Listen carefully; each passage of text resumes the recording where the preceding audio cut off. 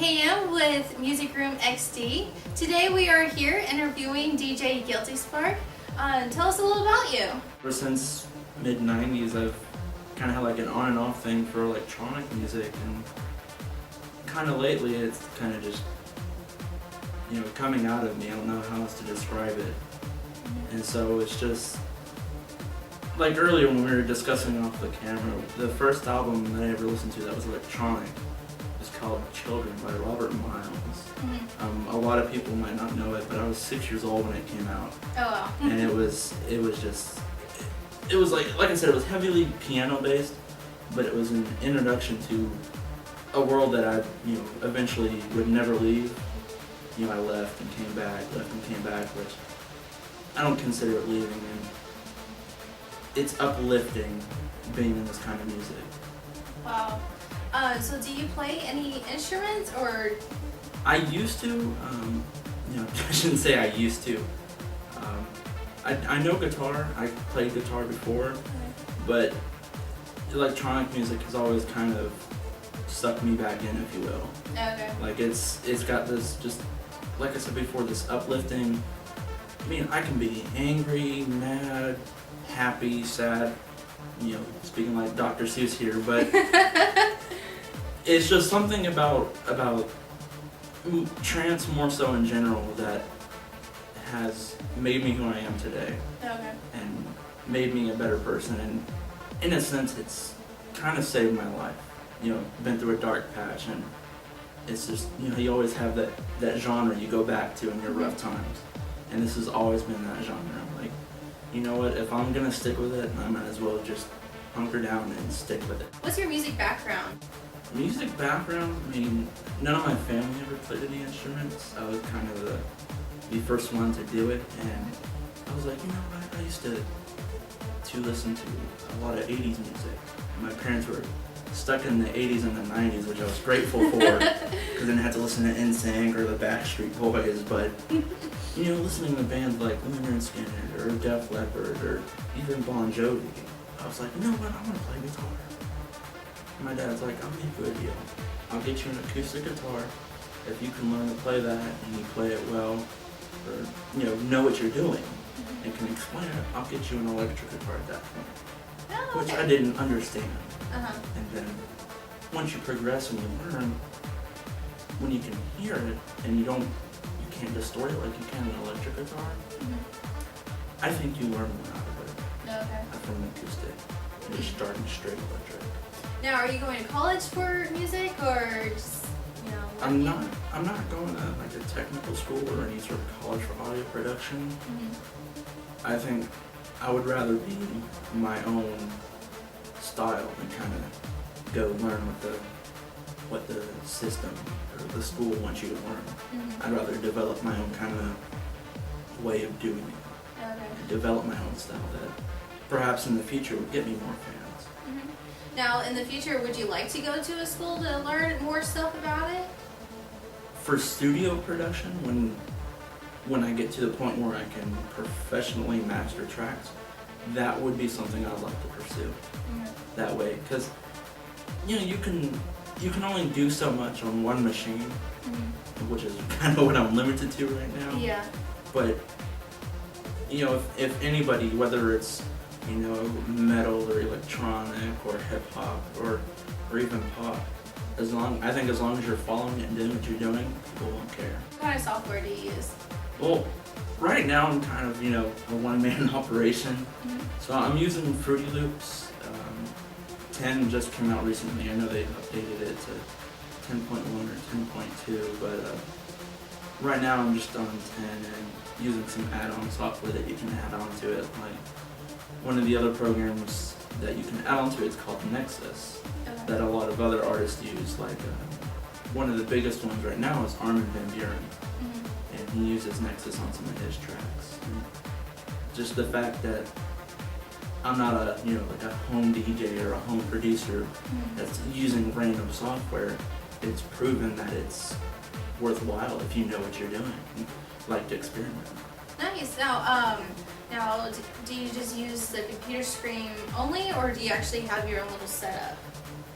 I would like to have my own little setup, but right now, because of financials, you know, it's not necessary. And you know, a lot of people are like, oh no, you have to have the equipment. With today's day and age, I don't think it is necessary. Right. And so, yeah, I'm on one monitor. Maybe another monitor or two would be nice.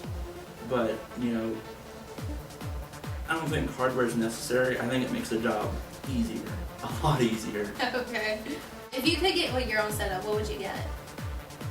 A better computer, first of all, because getting into it recently, it's audio production and audio engineering in general. I'm learning takes up a lot of computer power, a lot of processing power, and so that's why I'm kind of, you know, don't want to surprise you too much, but I'm actually working on a genuine first album right now. Oh wow, really?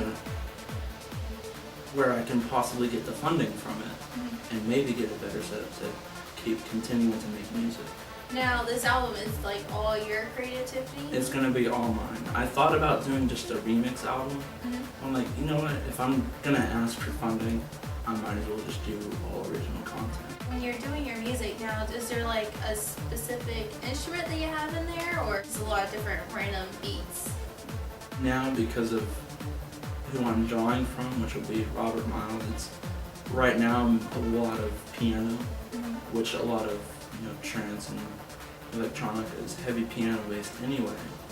But there's other synthesizers and, you know, like dubstep where you can just, you know, kind of not dodging on dubstep, but where you can just blurt and distort the sounds. Right now I'm trying to more go for clean music, like clean beats and scales and chords that not only people who listen to techno would know, but musicians like yourself in general, like, oh, that's the C scale that he kind of made his own thing, or the D scale, or what have you.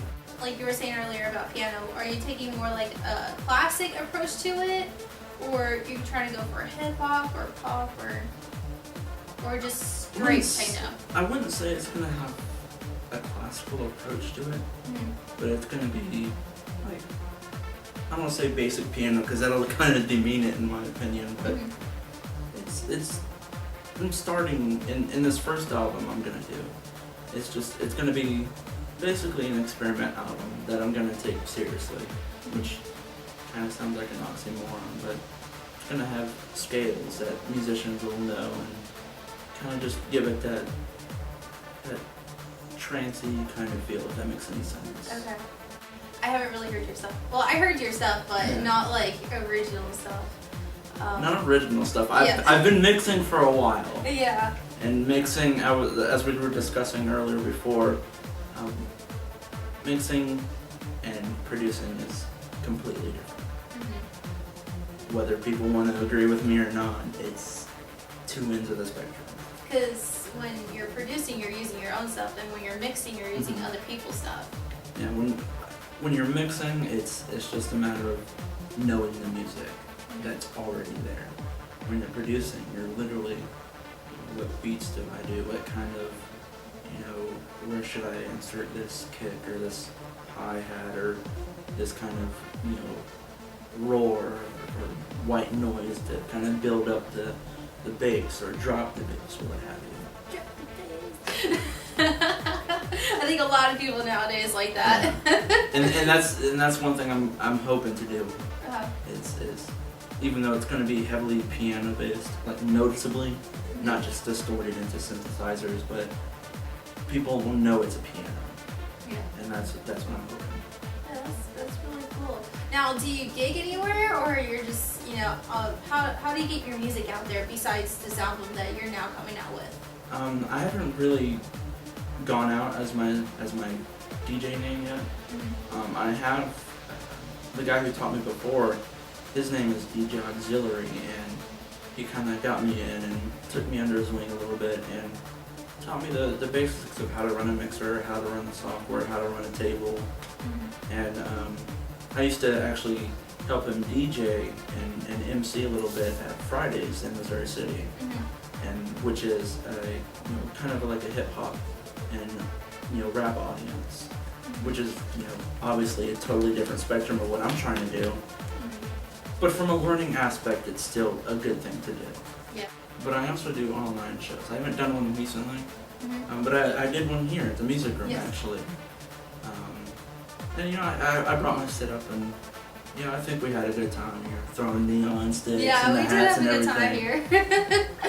here. And that's more when I do something like that and it's small and it's intimate, it's meaningful to me. Even though right now it's not my original content, I'm mixing other DJs' music.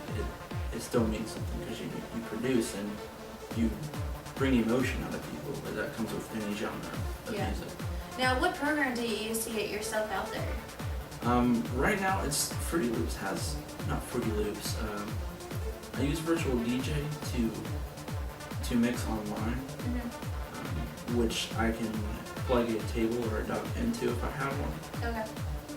But I also have this website that I use. It's a basic like free plan that you can host a radio show with, and it's listentomyradio.com if I remember right. Okay.